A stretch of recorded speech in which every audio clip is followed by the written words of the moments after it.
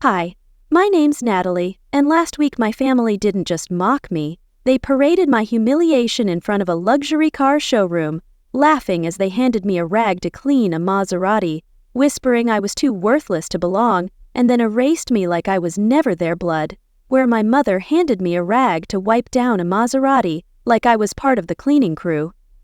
Where my sister whispered, "At least now we look generous." They mocked me, they erased me, and then they kicked me out. But what they didn't know was that I hadn't come alone, and the man pulling up next, he didn't need to raise his voice to change everything. Before we dive in, tell me, what time are you listening to this and where from? Because this isn't just a story about money. It's about quiet betrayal, silent revenge, and a woman they thought was invisible until it was far too late. I still remember how soft her voice sounded when she asked, like it was just another casual morning. "Natalie," my mother said over the phone, "Vivian's thinking of getting a new car. Want to come with us to the dealership? Could be fun." It wasn't a question. Not really. I paused, just long enough for her to hear the hesitation, but not long enough to admit how much I hated those kinds of outings. "You'll come, won't you?" she pressed, her tone sweet but edged with expectation. "Vivian's counting on you to make it special." I'd spent most of my life as an afterthought in that family, and when I wasn't invisible, I was useful. Still, I told her I'd go, because that's what daughters do when they're clinging to the final thread of what family used to mean. The next morning, I stood outside the Raleigh showroom parking lot next to Vivian in her rose-tinted sunglasses and Gucci heels while I adjusted the strap of my worn leather bag. I'd worn khakis and a navy sweater. Vivian glanced at me, smirking. "Really, Natalie? You look like you're here to fix the cars, not buy one."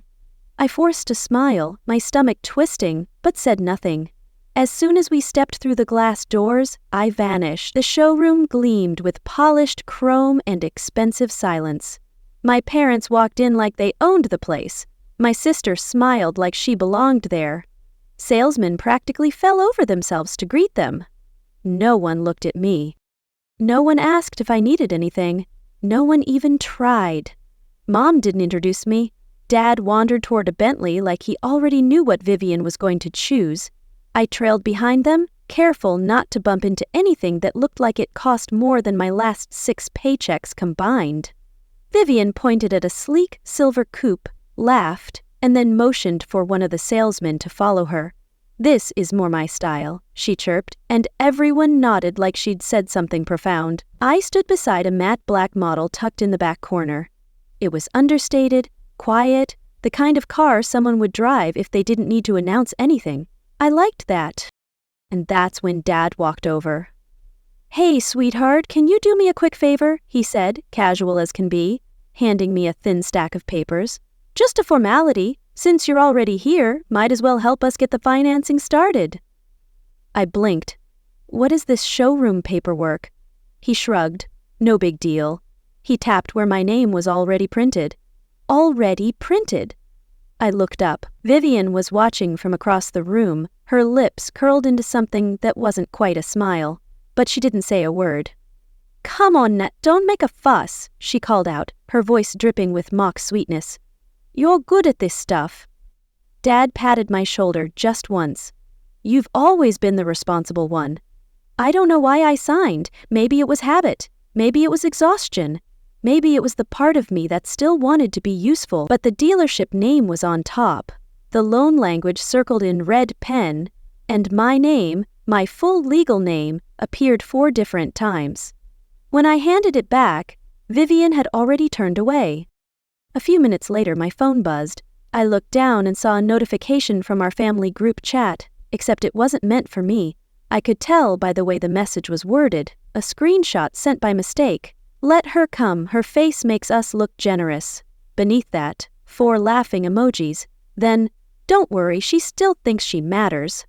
My mother replied in the chat, "She's so predictable, always desperate to please." I didn't flinch, didn't cry, I just stared.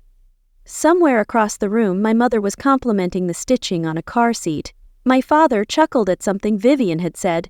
The salesman laughed too, though I doubt he understood the joke. And me? I just stood there holding my phone like it had betrayed me. I should have walked over. I should have screamed. I should have thrown the damn thing in their faces, but I didn't. I locked the screen, slipped the phone into my back pocket, and looked around that showroom like I was seeing it for the first time. Not the cars, but the reflection of who I was to them. I walked toward the exit without saying a word. Outside, the sunlight was sharp and indifferent. I wrapped my sweater tighter around me. My shoes echoed against the pavement. I didn't look back because in that moment I knew something had changed. Not in them, in me. I whispered, I shouldn't have come, but maybe I needed to. Maybe sometimes you have to be erased to finally see the outline of your own worth. I didn't make it to the parking lot. My feet had taken me toward the exit, yes, but something in my chest hadn't followed. I reached the sidewalk, took one breath, then another, and instead of heading to the street, I turned, circled the building slowly, keeping close to the wall like I was trying not to be noticed. Back near the valet entrance, I slipped in behind a delivery driver unloading sparkling water. No one looked twice. I moved down the side hallway until I found myself tucked near the service lounge, half shielded by a column but with a clear view of the main floor. I don't know why I stayed. Maybe I needed to see them one more time. Not just how they looked, but who they became when they thought I wasn't watching. They were still by the Maseratis. Vivian was beaming, one hand on her hip like she was posing for a photo no one had asked for. My mother had taken off her jacket and was chatting with a couple by the coffee machine like she belonged to their social club, and my father, laughing, animated, telling some story loud enough to be overheard. I stood still, a shadow in my own family's story. That's when Vivian noticed me.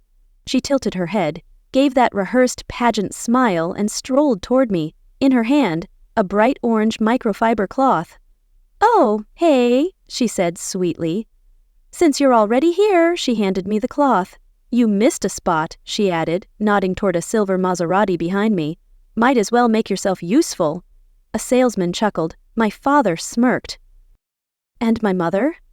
My mother laughed, genuinely. "Oh, stop," she said, waving one hand dismissively. "Don't be dramatic. It's just a joke." "A joke?" I said, my voice low but sharp. "You think humiliating me is funny?" Vivian rolled her eyes. "Relax, Natalie. You're always so sensitive." "A joke?" Customers looked over.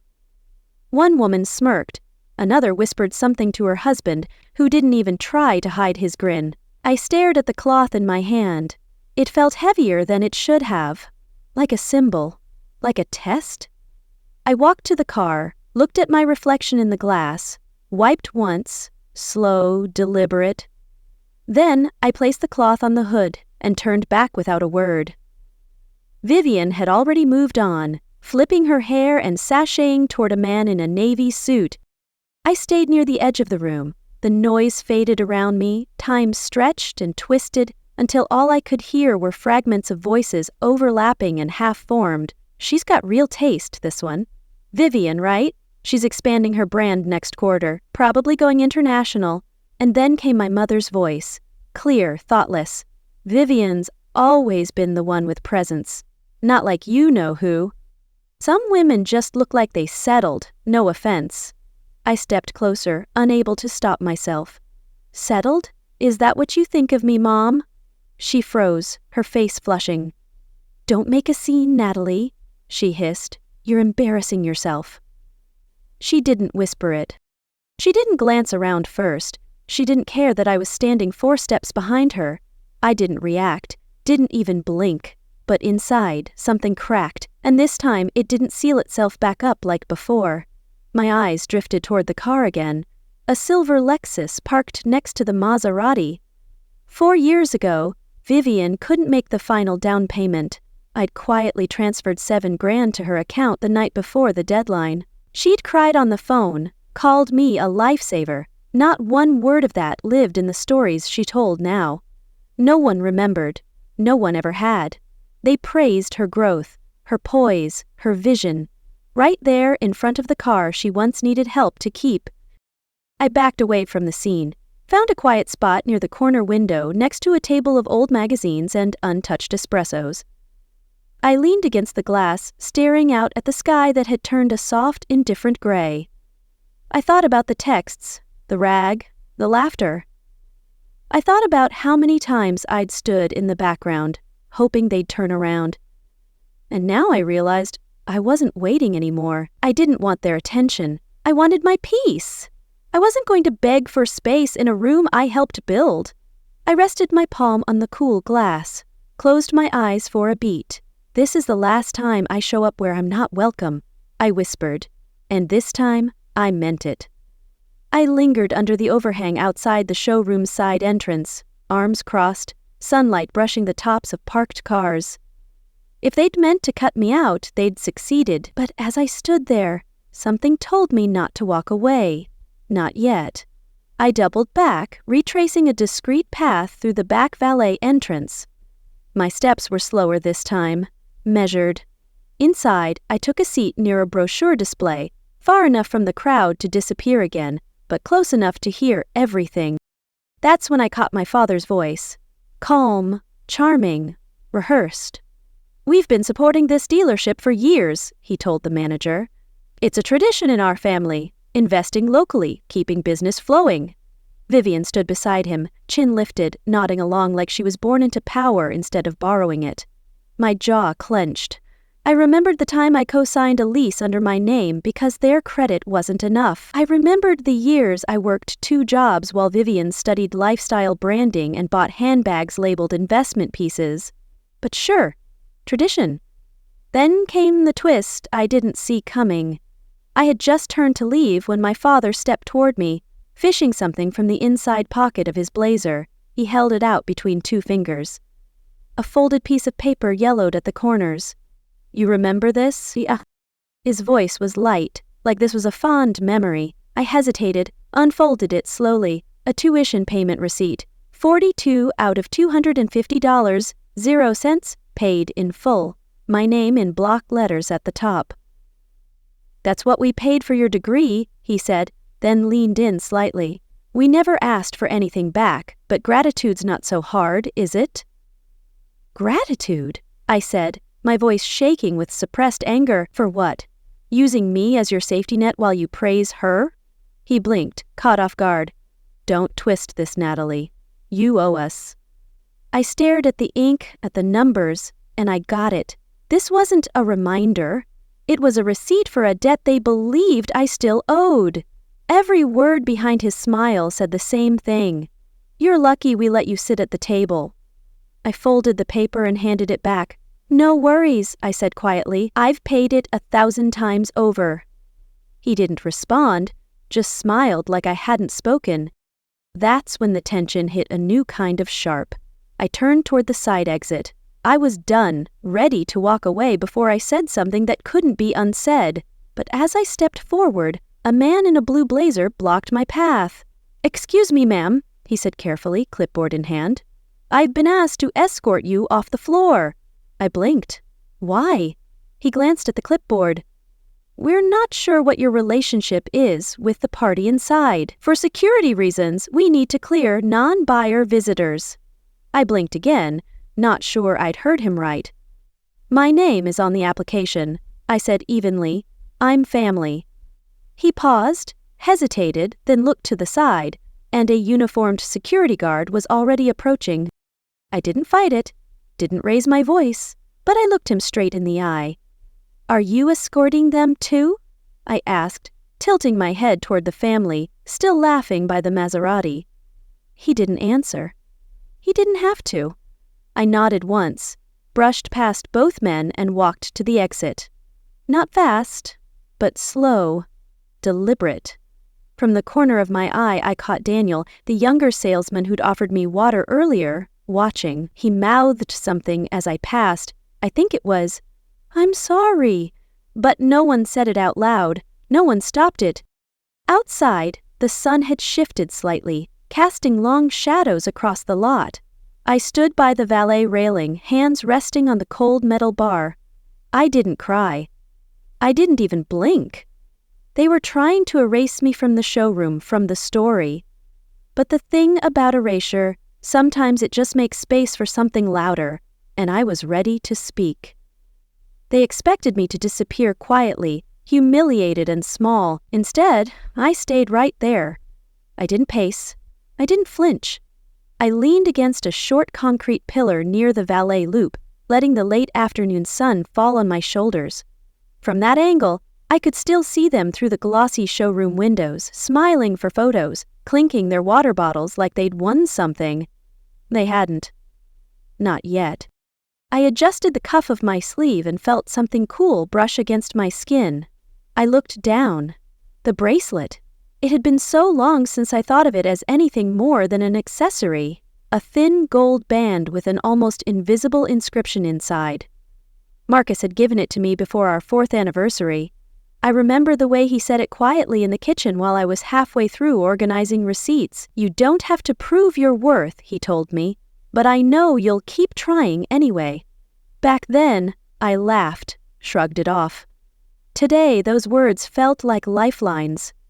I turned the bracelet slowly on my wrist and ran my thumb across the inside. There it was, still faint, but etched. You don't have to prove your worth. Not here, not anymore. That tiny message wrapped around my wrist like armor was the only voice I needed in that moment. Inside, Vivian raised a champagne flute like she was hosting a gala, not just test driving a car. My mother stood next to her, eyes glowing with approval, like she'd finally shaped Vivian into the presentable daughter she always wanted, someone who wouldn't hesitate to throw her own sister under the bus to maintain an illusion. I watched my reflection in the showroom glass.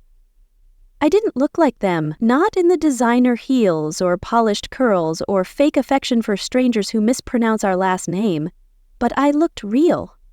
I looked like someone who'd finally woken up. Footsteps approached slowly from the side. I didn't turn around. "Hey," a voice said, soft but clear. "Mind if I stand here?"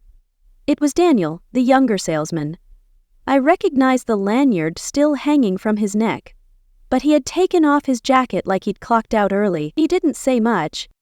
Just stood beside me, both of us looking forward like we were watching a street performance neither of us understood.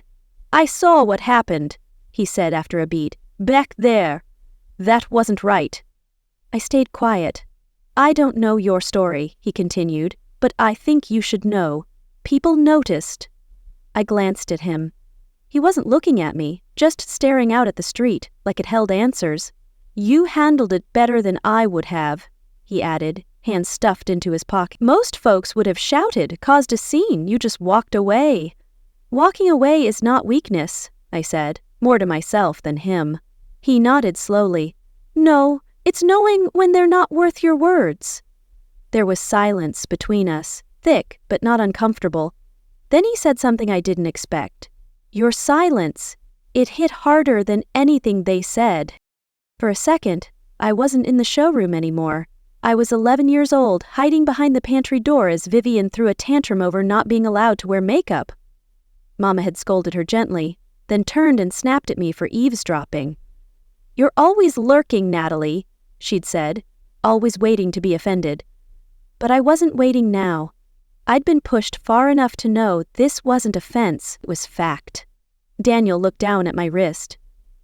"That's a nice bracelet," he said. I smiled. "It is," I replied. "Doesn't match the outfit, but it matches the moment."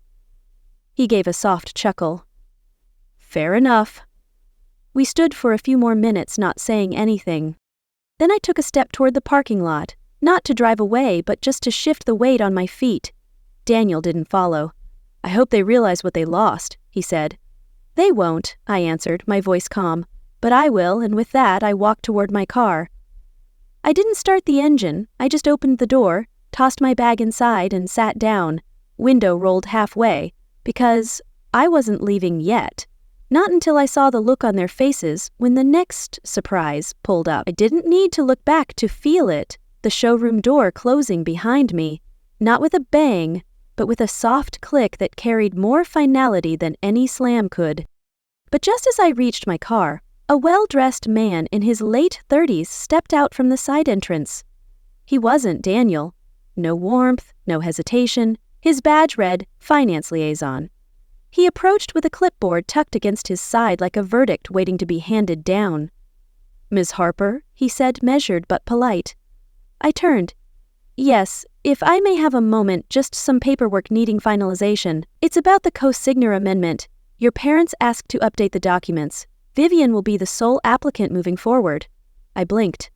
"Wait, what?" He gave a thin smile that didn't quite reach his eyes. "Standard adjustment, I'm told." "Internal request. Shouldn't take more than a second." I stepped closer. "I'm the one who signed the original documents.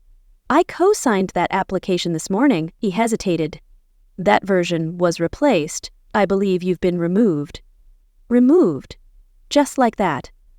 I followed him back through the side hall, past the espresso bar and promotional posters, the same space I'd walked through hours earlier, except now something in the air had shifted. My own name didn't belong anymore. In the lounge area, I sat across from the new stack of paperwork he handed me, unspoken pressure pushing down on my shoulders like weight. I couldn't trace. I reached for the top sheet. There it was. Vivian's name in bold, centered, clean, no trace of mine. I flipped the next page. All blank signature lines except hers. "She'll be handling the financing solo," he clarified like he was offering some kind of prize. "It's actually more efficient this way." I didn't respond. I just set the papers down. "Natalie?" My mother's voice drifted over as she passed through. "You always said you didn't care about credit, so this shouldn't bother you, right?" "It bothers me that you think I'm disposable," I said, my voice steady but cutting. She stopped, her eyes narrowing. "You're making this about you, as always." She didn't stop walking. She didn't even turn to look at me. It wasn't just exclusion anymore. This was a razor, not forgotten, deleted. I stood up slowly. The room was quiet, but every sound felt amplified. The hiss of a cappuccino machine, the tap-tap of someone's acrylic nails on their phone screen, the low hum of fake laughter behind glass. And then the second blow landed. Another manager, older, crisp suit, firm walk, approached with a kind of forced composure I'd seen used on shoplifters and lost tourists. "Ma'am," he said with a businesslike tone, "we've been asked to kindly have you step outside the lounge. You're not on the purchasing profile and the sales floor is getting busier." I stared at him. "Is there a reason?" I asked, not moving. "We just want to maintain a certain atmosphere for our clients," he said.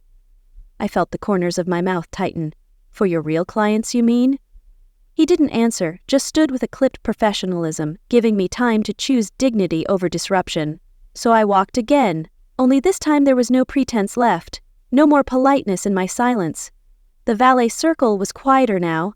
The sun had dropped lower, stretching shadows across the pavement. I found a wide concrete planter by the hedge and sat, cool stone against the back of my legs. Quiet, except for the occasional burst of laughter from inside. I sat still for a second. I wondered if this was the smarter move to just let it all go, let them win this one, save myself the bruises. Wasn't that what peace looked like? Maybe peace meant not needing to be right. Maybe maturity was walking away without needing the last word. Maybe silence was strength. But then my phone buzzed. A notification from the family group chat. I opened it knowing I shouldn't. The photo had just been uploaded. Vivian posing beside the silver convertible with both of our parents smiling proudly at her sides.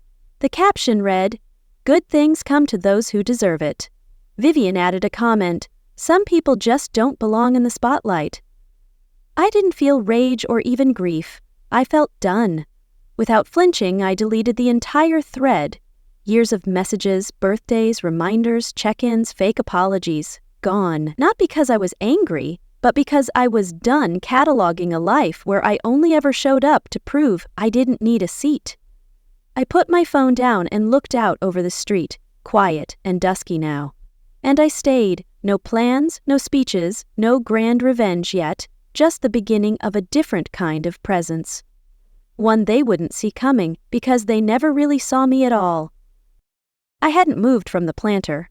The light had softened around me, tinting the pavement with a golden wash. The showroom glass still reflected my family's laughter. Vivian's voice floated through faintly when the door opened to let a couple out. A flash of her laugh, then it closed again, like a scene looping inside a snow globe I no longer lived in. But outside, I had space. No one looking through me, no one asking for my signature, my silence, my seat in the shadows.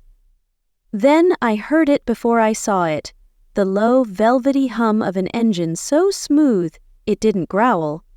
It announced a kind of sound that didn't have to prove anything. The valet line shifted, even from where I sat. I could see heads turn. And then it pulled into view. A Bentley Continental GT, obsidian black, clean enough to swallow the sky. The chrome on the grille didn't just gleam, it judged. The logo alone probably cost more than Vivian's entire wardrobe.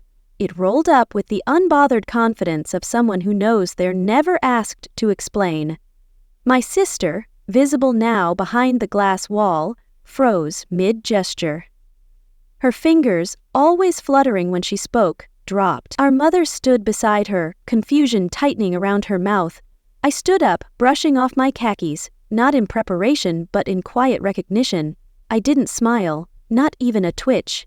I just stood and waited. The driver door opened slowly and there he was, Marcus. Tailored suit, steady gait, face unreadable but not cold. Not this time. He rounded the car, buttoning his jacket with one fluid motion. I didn't expect a speech. He never gave those. When he reached the passenger door, he opened it like it was a ceremony. "Ready?" he asked. That was all. I stepped in. Vivian had pressed herself to the glass now, hand flattening against it like a child staring at something she couldn't name. Her mother tilted forward, as if leaning closer would make sense of what she was seeing. Our father was already on the phone, mouth tight, pacing like something had slipped loose. No one came outside, no one stopped the car. Marcus didn't glance at them.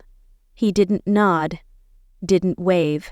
He just closed the door after I settled in, walked around, and slid behind the wheel. He drove slowly, no rush, no need to flee. The silence between us was clean. As we pulled out of the circle, I caught Daniel at the edge of the lot. He didn't smile, just gave a nod, barely a movement, but enough. I leaned back. Inside the showroom, every face was turned our way, but no one opened a door, and no one stepped forward. It was already too late. The road smoothed out under us. Durham's light blurred past the windows. I didn't speak. Neither did Marcus. He didn't need to ask how it went, and I didn't need to explain why I hadn't called him. Sometimes the people who know your silences are the only ones who deserve to hear your truths. I stared out the window as the world softened into dusk. It wasn't revenge I'd needed, not drama, not spectacle, just proof, quiet, irrefutable, that I'd never been invisible and never would be again. By the time I got home that night, I already knew Vivian wouldn't let the silence last. She never could.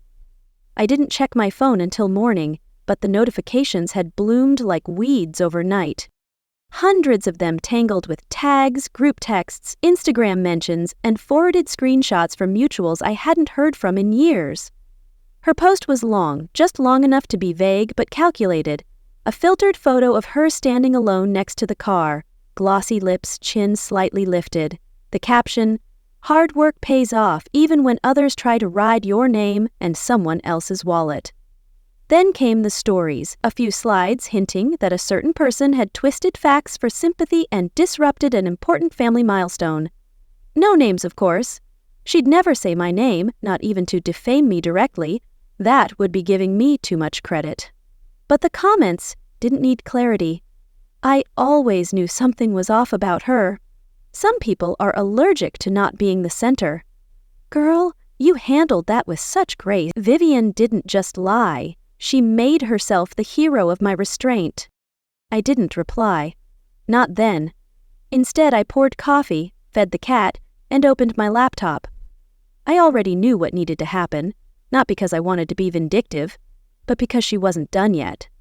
Just before noon, my phone rang, a number I didn't recognize. I picked up. "Miss Harper?"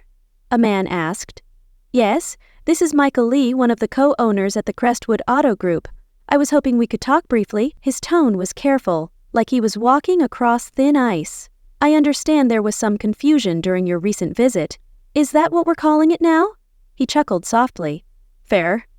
I just got off a call with someone who made certain claims. That you were emotionally unstable, that you created a scene. There was even a mention of potential legal threats." I let the silence hang then. "And you believed her?" "I didn't say that. I said I heard it." I nodded, though he couldn't see me. "Would you like to see what I brought with me that day?" "Actually," he said quickly, "I was about to ask if you'd be willing to meet this afternoon in person. Just you and me. I'll be there in an hour." The meeting took place in a private lounge off the main dealership floor. No cameras, no marketing banners, just 2 chairs, a small glass table, and a pitcher of water. He was already seated when I walked in, tie loosened slightly, brows furrowed with fatigue or hesitation. I couldn't tell which. I didn't sit right away. I placed the folder on the table. He looked at it like it might bite. First I said, my original co-signature on the purchase document. I slid it forward. Second, text messages from my sister and mother asking me to sign just for convenience, not because I was actually part of the purchase, of course. Another set of papers. Third, screenshots from our family group chat, including the one where I was called a useful liability. His face twitched. "And finally," I said, pulling out my phone, an audio recording from the lounge area about 10 minutes before I was asked to leave. I tapped play. Vivian's voice filled the room, clear and sharp. "She thinks she's involved. She's just here to make us look generous. Trust me, she's too used to being invisible to fight back." I stopped the audio, looked up. Michael's hands were folded tightly on the table. "She said all that in your building?" I added. "On a day when she was representing your brand?" He cleared his throat. "I appreciate the clarity." "No lawsuits," I said flatly. "No public statements unless she keeps pushing. I'm not here to make trouble, but I'm also not here to be her footnote." He nodded slowly. "Understood. And if I were you," I added, "I'd rethink who gets to represent your image." That evening, I didn't post a paragraph. I didn't rant or explain or hint. I uploaded one picture, standing beside the Bentley. No filters, no pose, just me, in khakis, hands by my side, eyes steady. The next slide, a scanned copy of the original financing agreement.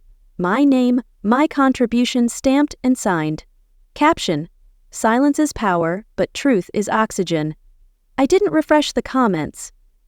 I didn't check who reposted. I didn't need to because 15 minutes later, the family group chat, which had been curiously silent all day, lit up again. A single message from Daniel. "That was the quietest takedown I've ever seen. You earned every second." By sunrise, the fire Vivian started was already burning down. I didn't have to throw gasoline. The truth had a way of catching its own wind. Still, just before noon, my father called.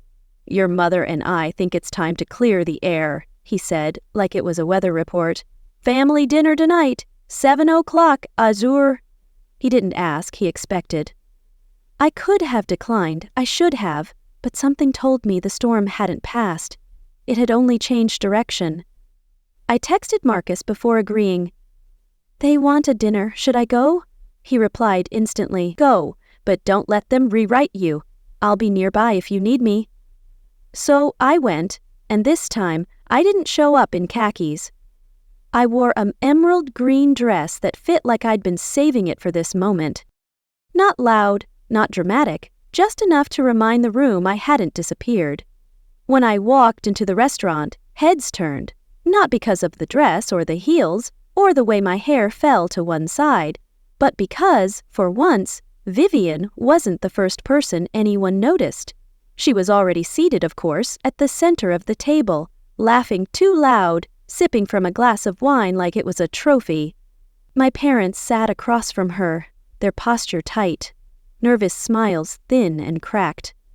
When I pulled out my chair, the conversation stalled and I felt it. That shifting air, the silence that followed a new presence. Not the kind that demanded space, but the kind that changed the shape of the room. Dinner started with tight-lipped questions and thinner answers. "How's your week been? Busy? How's Marcus?" "He's good, traveling less these days." Small talk floated between us, hollow and fragile like porcelain cups set on an already tilting table. Vivian broke the silence, her voice sharp. "So, Natalie, you've made quite the splash online. Happy now?" I met her gaze. "I'm happy to be seen, Vivian. You should try it without a filter." My mother gasped. "That's enough, Natalie," she snapped. "You're ruining this." Halfway through the salmon, my phone buzzed beside my plate. It was an email forwarded from Marcus. Subject: Contract Withdrawal Confirmation. I opened it with 2 taps and there it was. His message to the Crestwood dealership board: "Due to public reputation concerns and ethical alignment with our values, we are formally suspending the corporate acquisition for the Q4 luxury fleet order, $4.1 million, effective immediately." I didn't look up right away, but I didn't have to. Vivian's voice cracked first. "What?" My father leaned forward. "What did you just see?" I turned my screen toward them, held it steady. Their faces changed. My mother's lips pressed together. "You didn't have to go that far," she muttered. I tilted my head. "Far? I didn't go far. I just stopped being quiet." The silverware clinked against half-finished plates. A waiter passed, then retreated quickly. Vivian's hands trembled on the tablecloth. "You've always needed to win," she hissed. "Even as a kid, you couldn't just let me have one thing, not even this." I met her eyes, calm, clear. "You mean the showroom I helped you fund? The tuition bills I quietly paid when Mom and Dad forgot your scholarship didn't cover summer classes? Or do you mean the silence I gave you every time you called me a side character in my own life?" Her jaw locked. My father looked like he might stand. No one did. Not even her. For the first time, no one defended her. And I didn't raise my voice. I didn't need to. I excused myself after dessert, didn't wait for goodbyes, didn't leave my coat behind for an excuse to return. On the drive home, the city lights blurred into long streaks, my hands steady on the wheel, my thoughts quieter than I expected. When I got home, there was a single envelope slipped under the door. I bent to pick it up. No stamp, no return address, just my name in soft ink. Inside was a formal letter from the HOA board of our community. They'd seen the recent public fallout, the Instagram stories, the reposts, the contract screenshots, and the final paragraph read, "Given the misalignment with community values and integrity standards, we're removing Vivian Harper from our sponsored public events and marketing placements. If you are open to partnership opportunities, we would welcome your presence in future initiatives." I read it twice, then once more, not because I needed validation, but because for the first time it was offered freely. No strings, no guilt trips, no quiet debts disguised as favors, just acknowledgement. Later that night, I stepped into the bedroom and placed the gold bracelet on my dresser. I didn't need it today. I hadn't touched it once, but I wasn't putting it away. It was part of the woman who walked out of that showroom, and that woman, she was never walking back in the same way again. The next morning came quietly, as if the world itself had decided not to interfere. Sunlight drifted through the kitchen window in long golden streaks. It warmed the marble counter, the small ceramic mug in my hands, and the corner of the garden I could see from the back porch. Marcus sat at the table reading the paper, his glasses pushed low on his nose. There was no article about Vivian, no headline scandal, just a business brief on market shifts and community updates, peace disguised in print. I stirred a little maple syrup into my tea and walked barefoot to the small patch of green I'd planted last summer. Sage, thyme, a few dahlias that had no business blooming this late in the season but did anyway. No buzzing from my phone, no calls, no apologies, and, surprisingly, I didn't miss them. For years, I thought reconciliation meant hearing the words, "I'm sorry," but peace, I was learning, had very little to do with anyone else's timing, and everything to do with mine. I set the watering can down and leaned against the garden post, letting the warmth of the mug seep through my fingers. It felt earned, not given, not begged for, earned. My mind wandered to the showroom. The sharp smell of new leather, the artificial light that made even betrayal look I remembered the way Vivian smiled when she handed me that rag. "You missed a spot," and how my mother chuckled. "Don't be dramatic. It's just a joke." I remembered the sting not just of the moment, but of every time before that. The quiet comments, the erasures. "You've never had presence. You're too quiet for leadership. You never really wanted much, did you?" They said those things like compliments, and I accepted them like terms until I didn't. But more than the sting, I remembered Daniel, his voice soft. "Sure, if it were me," he'd said, "I'd want someone to tell me, your silence was louder than anything they said." That stuck. So did the look on their faces when the doors closed behind the Bentley. It wasn't fear, it was confusion, because they couldn't grasp a version of me that didn't need them to clap in order to stand. Later that afternoon, I returned to the bedroom. The drawer where I kept the gold bracelet sat slightly ajar, but I didn't open it. I stood there, staring at the faint glint of the chain peeking out, remembering Marcus's words etched inside. "You don't have to prove your worth." I wanted to believe it, but the weight of the showroom still lingered, a bruise that hadn't faded. I didn't touch the bracelet. Not yet. Maybe it wasn't time to tuck it away or wear it proudly. Maybe I was still figuring out what it meant to carry it. My phone sat on the nightstand, screen dark but heavy with unread messages. There were 3. My mother's "Can we talk?", Vivian's "You made your point, hope it was worth it", and Daniel's "The new interns ask about you, quiet but sharp. Don't ever doubt your impact." I replied to Daniel with a simple "Thank you for seeing me." The others I left unread, not out of spite, but because I wasn't ready to let their words pull me back. Clarity felt fragile, like a flame I had to shield. I stepped into the kitchen, the morning light still spilling across the counter, warming the mug I'd left behind. The garden outside caught my eye. Sage, thyme, those stubborn dahlias blooming out of season. They weren't perfect. Some petals were frayed, some stems bent, but they grew anyway. I wanted to be like them, resilient but not untouched by the storm. My phone buzzed again, and this time I glanced at it, a new message from my mother. "We didn't mean to hurt you. No apology, just a plea dressed as explanation." I set the phone down, my chest tight. Part of me wanted to reply, to demand the sorry I'd never get, but another part knew it wouldn't change the past. Their betrayal wasn't a single moment. It was years of being unseen, and no dinner could undo that.